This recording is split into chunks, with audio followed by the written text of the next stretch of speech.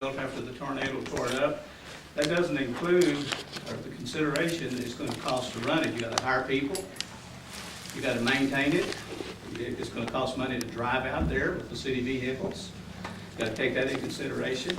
I'd ask that the city council check and see, have y'all done a feasibility study amongst all of you? I don't know if you can do that in an executive session, and really do a study and see the pros and cons. If it makes sense business-wise to buy this place, and it can prosper the city, then yes. But if it doesn't make sense, then why buy it? I'd like to ask, what has that golf course brought to the city over the years it's been in existence? What's the profit and loss statements on this thing over the years that it's been in operation? And why has it been sold so many times? I'd say, please, council, don't vote on it, don't buy that, because we don't need that. We need to invest the money to fix the infrastructure of Bowie. Thank you. Yes, sir.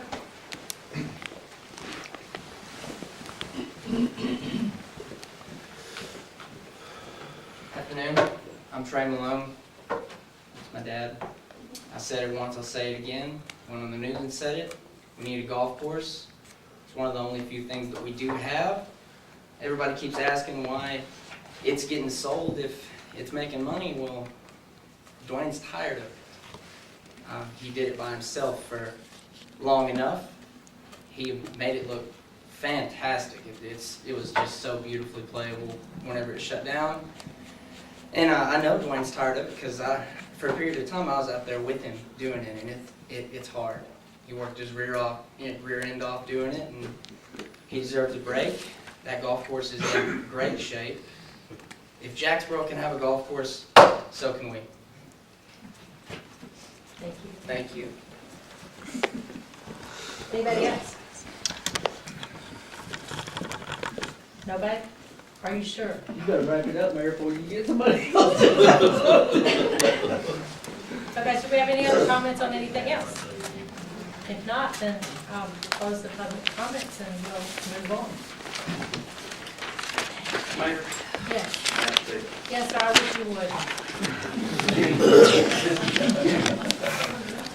I'll try to do this civil.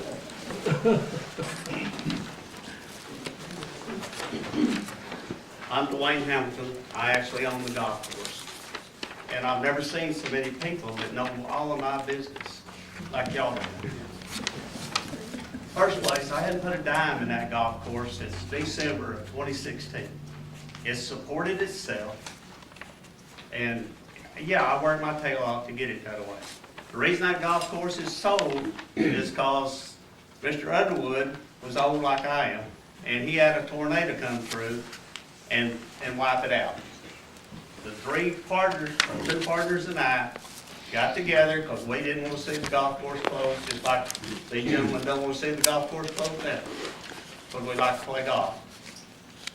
We went in, we said we had a 3-year commitment. 3 of us said we'd do it for 3 years. And we'd get it going, and hopefully we could sell it and let somebody else. We're all old. I'm retired. I was retired then. I come out of retirement just to work.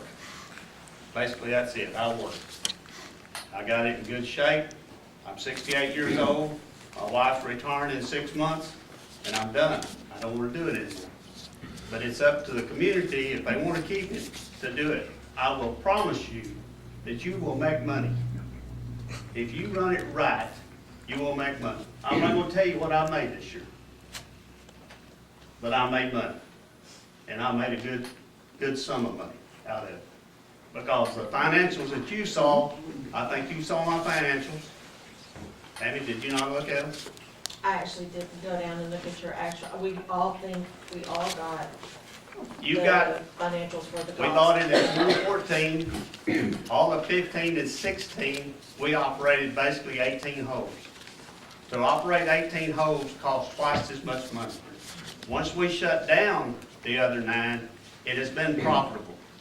We've actually made money. I had 51 members and made money. If you've got 100 members, I promise you you'll make money. The only way you won't is if y'all run it in the ground. I mean, if y'all don't manage it, you don't need it. I agree with you. I'm not really trying to sell the property. it's worth as much real property probably as it is golf. Y'all know that. I got 94 acres. I'm all right. I'm just tired. That's all it is. You know, that's the basic reason I'm selling it. Greg, Andy's in Weatherford. He sold out. He had to move. Greg's in Granbury, got a nice place on the golf course, lake. He cares nothing about it. It's all left up to me, and I got to the point, I stayed another year, really, to hoping to sell it. Keep a golf course in Bowie, Texas.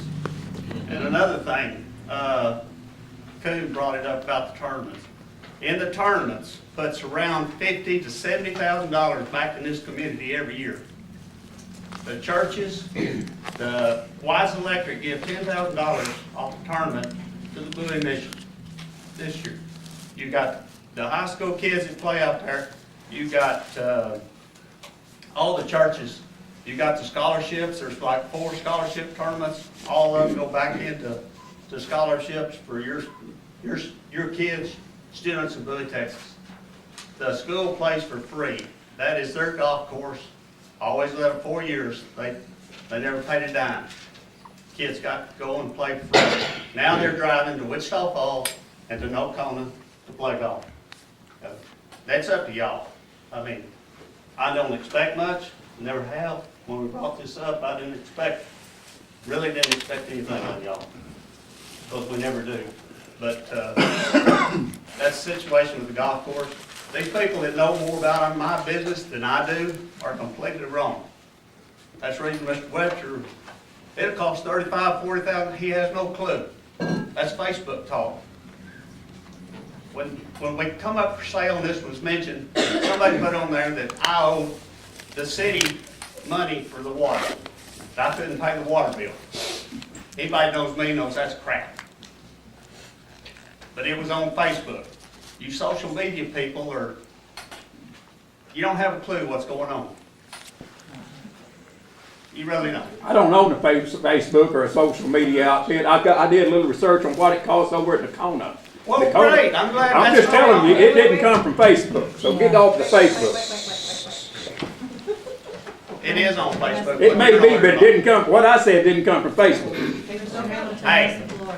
I know 3 of the board members in Nocona, and one of them says subsidize it out of his own pocket. I know that. That's It's no still problem. subsidized though, isn't it? Over there, not here. You were saying This one ain't working yet. Anyway, Okay, that's, it's not, and, you know, like I said, it's up to y'all. It does put a lot, most of these people don't understand what it puts back in the community, and you're fixing to take it all away. There won't be another place for. How long has it been closed? Since November. I make a statement, I stick with it. I said a year ago I closed it in November the 1st, and I closed it November the 1st. It was for sale that whole time? Well, it's just been 3 months, 2 months. And it's been on the agenda since then, we're kind of waiting. Whether it sells as a golf course, you got about 2 months.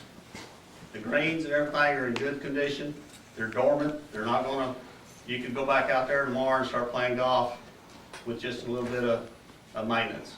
After April or May, it's probably history. And I don't expect anybody to come in and buy a golf course. I really don't. So it's possible. There's some options out there probably, but they're probably not gonna happen. Anyway, that's all I got to say. Thank you. thank you, Dwayne. Thank you, Dwayne. Go ahead. Diana, and then Terry.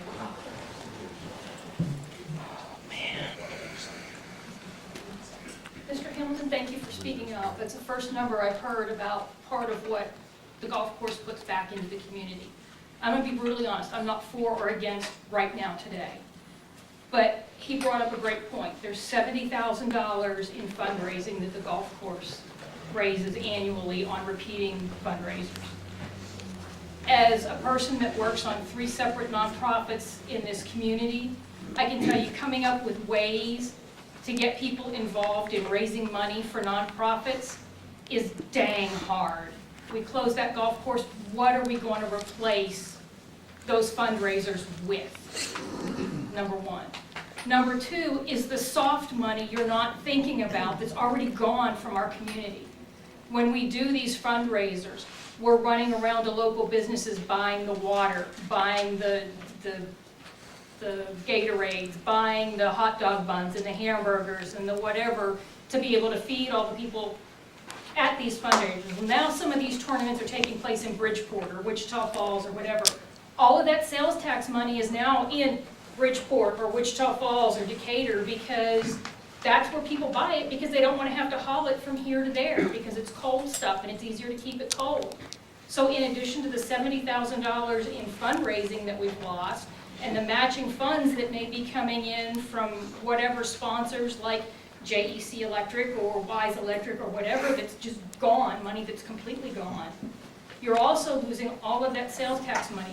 All of these high school kids that were coming in here practicing their golf and grabbing something at the Sonic or the Dairy Queen on their way back to school, all that sales tax money is gone. You know, they were talking about a feasibility study, but I'd like to see those numbers. I really want to see what are we really losing in addition to the fundraisers, in addition to the dues, in addition to the, what is the city really losing? I mean, that could be significant in addition to. Just putting it out there, we really need to do our homework before we just say, oh, it's not worth it. In addition to that is, it is a draw, and this is going to sound callous, but it is a draw for higher income people that look for ways to spend their extra income. We close the golf course, the ability to expand our tax base to draw that type of person to town is also gone. Another fact, I mean, like I said, I just want to see real numbers. I want to see the numbers as a citizen. It shouldn't be, you know, I want to, is it right or is it wrong? I can't tell you, but we definitely need the homework. We need to see numbers.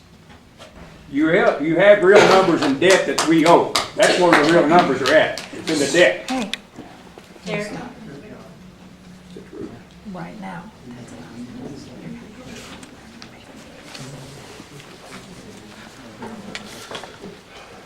My name's Terry Cantwell. I don't know if any of y'all know me or not, but I've worked at that golf course for 2 owners. I worked for I worked for really 3. When it was a country club by itself, the owners owned it. I worked there. I worked there when the Lockwoods had it, and I worked there when Greg Underwood had it. Okay. I've always said, if that golf course, because I know what money comes through in and out of that place. I know. I said, if you take that golf course back to 9 holes, you will make money. Because when you have 18 holes, it doesn't just double, it triples. You've got triple the maintenance, triple the fertilizer, triple the insects, I mean, all that. At 9 holes, it'll make it. And I've seen, right now, it's in the best shape that I've ever seen it, and I've been here 20 years. Right now, Dwayne's got it where you can manage it now. And with members, you know, somebody says something about members, okay? There's a golf course in Bridgeport, Texas, that's a 9-hole golf course. It's on a waiting list at $80 a month. And there's 200 members there right now. There's a waiting list. I mean, now, we've got something here to offer somebody, and nobody wants it. You know, I mean, if somebody goes, where do you want somebody to spend their money? Here? Or do you want them to go to Lacona, Wichita Falls, Bridgeport, Munster? I mean, if you do away with that, you're doing away with something, not for just everybody else, but for kids. And I don't know if y'all know, every year, there are more golf scholarships left out across this country than anything, money not spent, because there's no golf courses in small towns, number 1. And number 2, you know, you've got to get kids involved in it. If they get involved in it, you know, who knows? You know, it could be the next Tiger Woods come up and you never know it, if you get rid of this thing, you know, the golf course. So if you get rid of it, you know, that's, I don't think it's gonna be good for the town. Does Thank Bridgeport, you. the city own Bridgeport? There's a little 9-hole golf course, it's a private golf course. Is it private? Okay, the city doesn't own it? No. Okay. But there's over 200 members, I mean, there's waiting lists at $80. You have 100 members today, they're $8,000 a month. You know, I mean, Thank do you. the numbers. Anybody else? I will try this again. We're gonna move on to the next item on the agenda.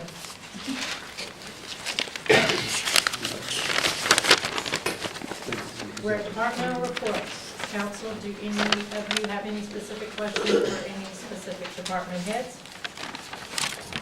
They're all here, they're just in the kitchen, I believe. No? Council?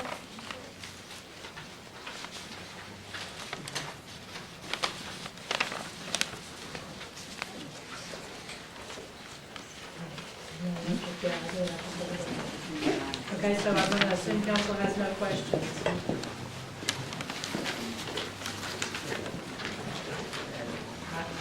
And I overlooked the announcement, I guess I got ahead of myself here. I don't know. Pass that too. We're gonna move on to item number 7, which is the consent agenda items.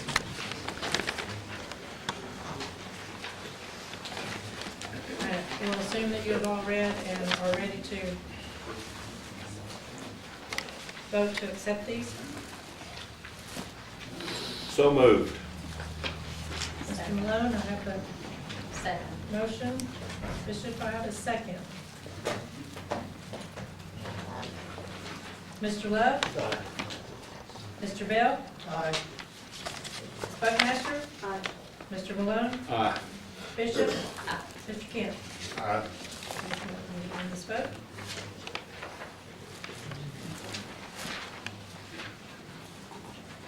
The next item on the agenda is number 8, and it's old business discussion of the Nortec mitigation plan project update. I'm gonna turn that over to Mr. Cunningham. We finally got down to the actual planning on the mitigation planning.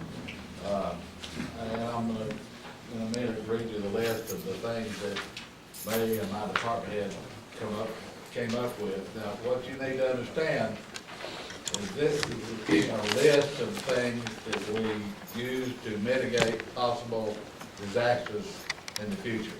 It's nothing other than that. It's not a plan for doing anything, it's mitigation. Now, the good part of the mitigation plan is that we have to do this to qualify for grants in the future.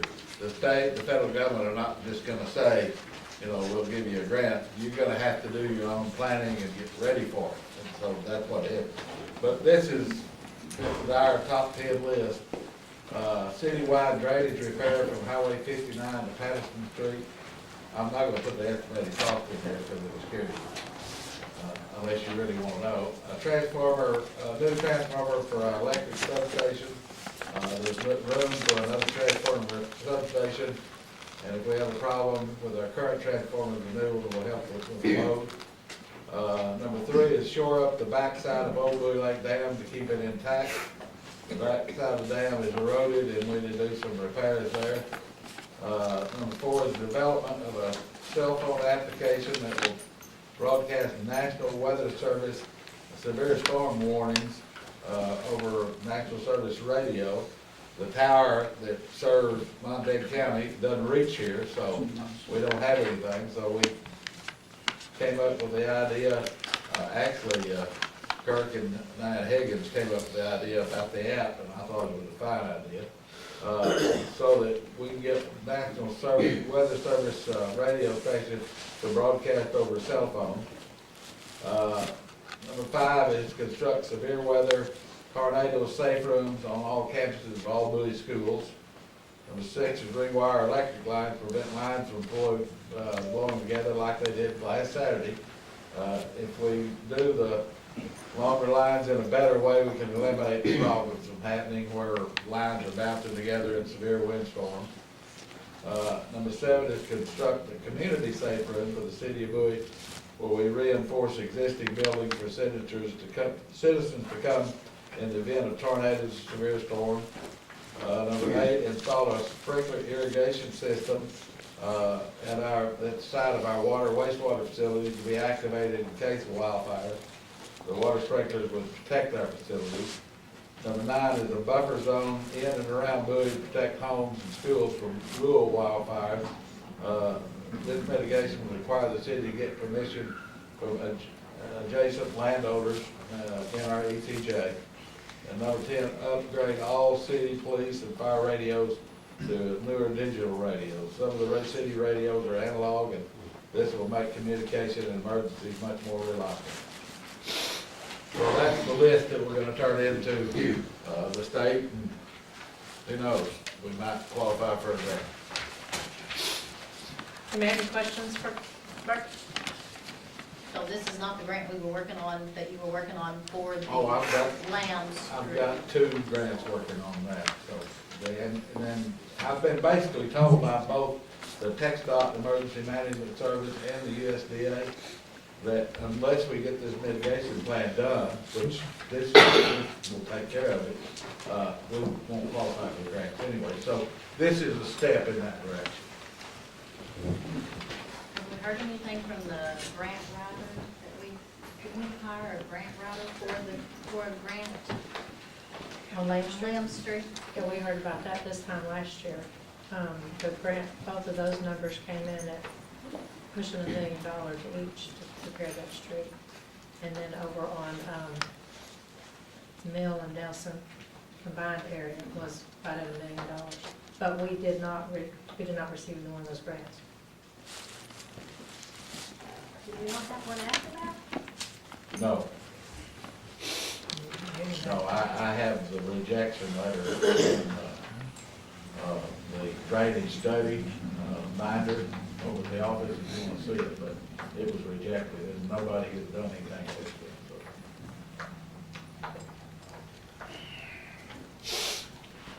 I think you've even seen that letter, Wayne, because when you were working on getting the office, and we got those letters. Just so you'll know, I had an engineer from the USDA come a week ago Friday and made another inspection. So that's 2 different, one state, one federal organization that have sent people to do inspections on what they have. So I'm working on it. Any other questions? If not, we're going to move on to new business, item number 9. And we're going to consider the recommendation from the planning and zoning on a request for an EDC to replat lot C1 being a 2.1 acre tract in the Bowie Business Park. David? The P&Z chairman couldn't make it tonight. It was their recommendation to approve this replat as submitted. And I believe Janice is here somewhere if you have any questions for her. It's our first development coming to the industrial park.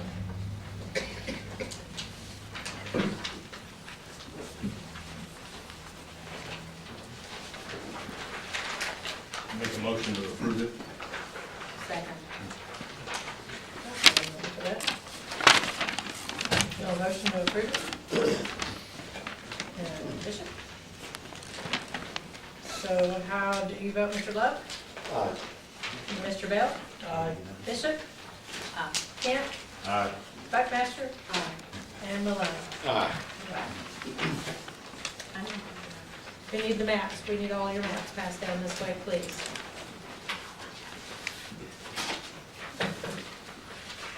Just have to- I think you're right. I have to bring this forward. Which one is which? I don't know, I was just saying, I You gave me too many. I knew I'd get a reaction.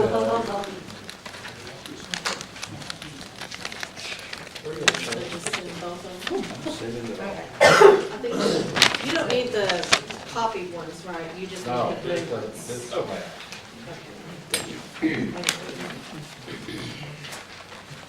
Okay, we're gonna move on to the Where's Janice? Janice, you okay? I'm great. The next one, number 2. Consider recommendation planning and zoning on the request from Tom Smith to replat 1 acre part of lots 2 and 4 and all of lots 3 and 5, block 10 and Lindsay addition. David, take it away. It's also the P&Z's recommendation to approve this replat as submitted. Pat Walters is here to answer any questions if you have something for the surveyor. Basically, this lot 4R is going to be sold to a gentleman named Charles Smith, aka Pug. He is going to put a nice mobile home development there. And currently with the 1 acre, he couldn't put that mobile home in there, so Tom Smith is selling that lot 4R to Charles Smith. That leaves lot 3R for sale, and I believe lot 6R, right, Pat? Vacant for sale at Tom Smith. I think 5 on Or 5R, so there's already mobile home on 6R and 2R. So if you have any questions, Is there a minimum, yes. area that you, to put a lot, I mean, Talking about lot size, 6,500 square feet. 6,500 square feet. Was the building site also lot size? I'm sorry, what? In the planning and zoning, it says building site, 6,500 square feet. Is that also the lot size? It's, in the book, it says minimum square footage on the lot size, 6,500. Okay.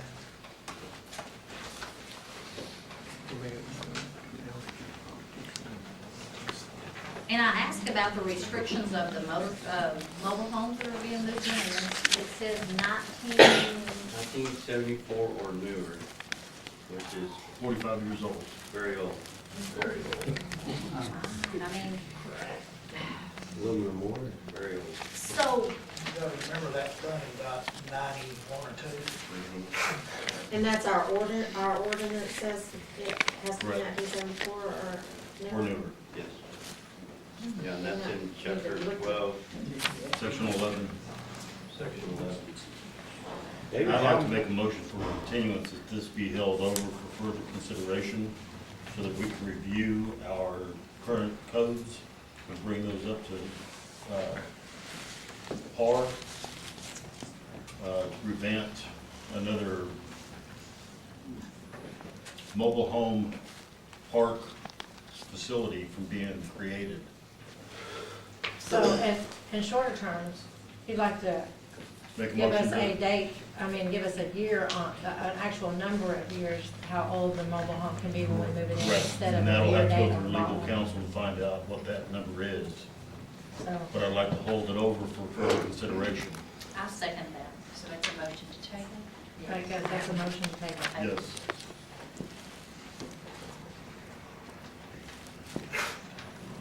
Okay, so that's, motion made by Kent Bishop. Seconds it. And then, any discussion on what he's talking about?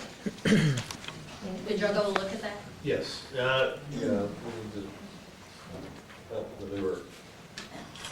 our ordinances.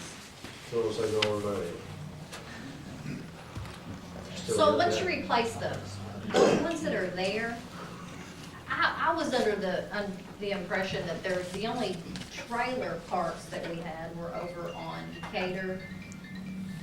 Two on Decatur and one on Mayor Street, yes. This is not a trailer park. This is individual lots with manufactured housing on them. There were probably more trailers over there than there were Right. at the trailer park. And each one is on an individual lot. So each one of these are homeowners. I mean, they're landowners with an individual home on each Some are lot. rentals, some are own them. So you can put trailers on any of that area over there on Green and, In accordance with the zoning amendment, yes, ma'am. so anywhere over on the, Not anywhere on that side. There's two different areas, pretty large areas that accepts manufactured housing on that side of town. but those are the only places that you can have a or In the area zoned for manufactured housing, yes. The problem that I have with it is with the rezoning size, it encourages on these lots a mobile home to be put on, which is fine, I have no problems with it. I just don't want a 45-year-old trailer house in there. They're currently for sale, and that's fine, but as a real estate agent, I can tell you they're not gonna sell like hotcakes. Chances are that the current owner could pull those signs up and put his own trailer houses on there and turn around and re-rent them, creating a trailer park. Just a question, do we have any kind of an ordinance that, I mean, okay, we have sections for trailer parks, but if I say go and buy 15 lots in a row,